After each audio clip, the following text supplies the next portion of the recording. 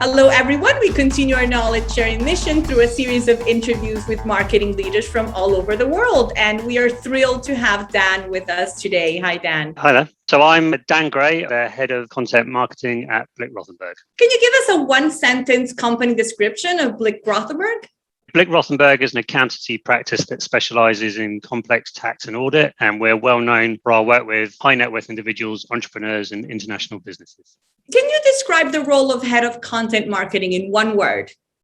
If I had to say one word, it would be storyteller, I think. I'm passionate about storytelling, and it's the role of a head of content to find the best way to tell our business's stories to our audiences, including our current and future clients, in the most compelling way possible.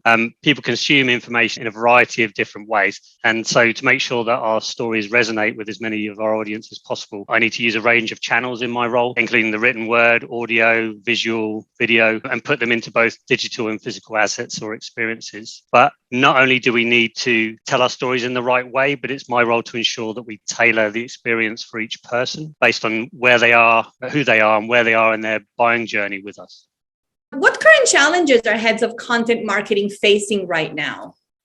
I think, like the whole world right now, pandemic has had a lot of impact on everyone, obviously. It's also put a lot of pressure on businesses' marketing teams. They're under greater pressure and greater scrutiny as well, both due to an increased need to drive growth within businesses, but also to stand out and be heard in an even more competitive market. Everyone's moved online quite dramatically over the last 18 months, and there's a lot of noise out there, and you have to break through it. But heads of content also need to be able to be ready to pivot and adapt as things change around the world. For example, when lockdown happened, everyone scrambled quickly to professionalize their ability to deliver webinars because they couldn't do the physical events anymore. But now, certainly in the UK, where lockdown has ended, webinars are quickly losing their appeal. In fact, over the last 6 months, I'd say people were getting a bit fatigued with them. But now people need to ask the question, when's the right time to do those physical events again? Is there an argument for doing hybrid events going forward? And how do you get those right? But I think the reality is that heads of content have to be aware of all channels to market and stay on top of what these things are, while remembering there's a place for traditional channels.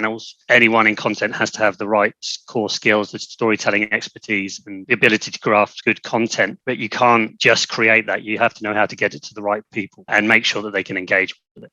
How do you see your role evolving in the next 2 or 3 years?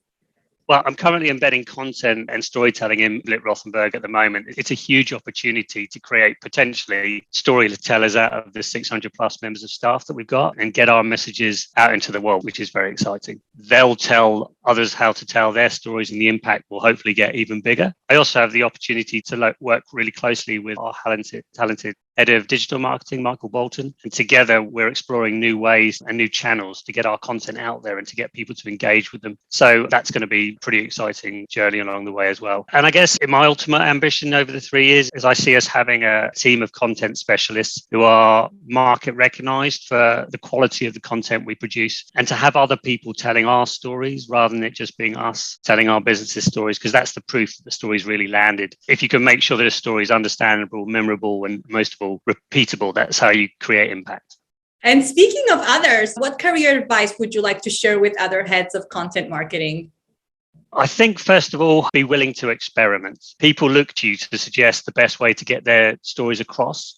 And you can only do that by continuing to push the boundaries and try new things. But I'd also say, but by extension of that, you also need to make sure you work in a role and a business and a team where that experimentation is applauded and encouraged, not punished. Because sometimes when you experiment, quite frankly, it doesn't go right. But as long as you learn from your mistakes or you learn from what happened, then I think that's a positive thing. So just make sure you're in a culture and an environment that's going to embrace that experimental approach. And I guess the other piece of advice I give, if you're aspiring to become a head of content and you're currently in a general marketing role or a PR role or something else, again, if you've got the skills, take the plunge, look for the right role, or start to move your organization towards a storytelling culture and content marketing. And then you're going to get more satisfaction out of your career. And I guess the final piece of advice is never forget the fundamentals about the content that you're creating.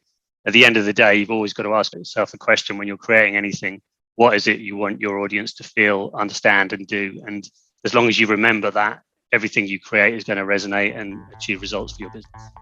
I think this brings us to a close. Thank you so much. It's been such a pleasure speaking to you, and I'm looking forward to our next catch-up. Great to talk. Thank you.